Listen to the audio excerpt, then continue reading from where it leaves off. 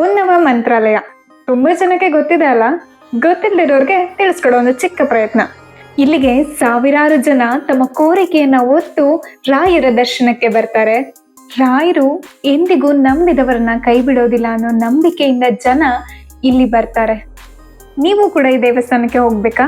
ಹಾಗಾದ್ರೆ ನೀವು ಮೆಜೆಸ್ಟಿಕ್ ಕಡೆಯಿಂದ ಬಂದ್ರೆ 4th ಪ್ಲಾಟ್ಫಾರ್ಮ್ ಅಲ್ಲಿ ನಿಮ್ಗೆ ತಾವರೆಕೆರೆ ಬಸ್ ಅವೈಲೇಬಲ್ ಇರುತ್ತೆ.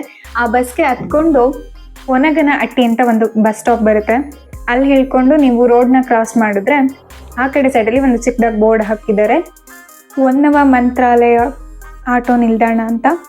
ಅಲ್ಲಿ ನಿಮಗೆ ಆಟೋಗಳು ಅವೈಲೇಬಲ್ ಇರುತ್ತೆ. ಒಬ್ಬ ಪ್ಯಾಸೆಂಜರ್ಗೆ 20 ರೂಪೀಸ್ ಥರ ತಗೋತಾರೆ. ಅಲ್ಲಿಂದ ಅವರು ದೇವಸ್ಥಾನಕ್ಕೆ ಕರ್ಕೊಂಡು ಹೋಗ್ತಾರೆ. ಹಾಗೆ ನೀವೇನಾದರೂ ಓನ್ ವೆಹಿಕಲಲ್ಲಿ ಹೋದ್ರೆ ಪಾರ್ಕಿಂಗಿಗೆ ಯಾವುದೇ ರೀತಿ ತೊಂದರೆ ಇರೋದಿಲ್ಲ. ತುಂಬ ಕಡೆ ಪಾರ್ಕಿಂಗಿಗೆ ಜಾಗವನ್ನು ಮಾಡಿದ್ದಾರೆ.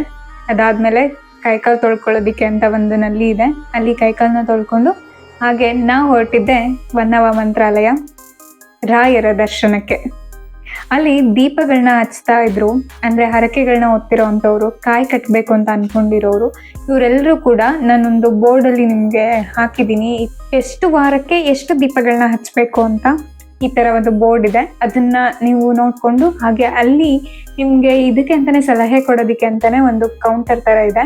ನೀವು ಅಲ್ಲಿ ಹೋಗಿ ವಿಚಾರಿಸಿ ನಿಮ್ಮ ಹರಕೆ ಅಥವಾ ನಿಮ್ಮ ಪ್ರಾಬ್ಲಮ್ ಏನಿದೆ ಅದನ್ನ ಅವ್ರ ಹತ್ರ ಹೇಳ್ಕೊಂಡ್ರೆ ಅವರು ಇಷ್ಟು ದಿನ ಈ ಥರ ಪೂಜೆಗಳನ್ನ ಮಾಡಿ ಅಂತ ಹೇಳ್ತಾರೆ. ನೀವು ಹಾಗೆ ಅದನ್ನ ನಡೆಸ್ಕೊತಾ ಹೋಗ್ಬೋದು.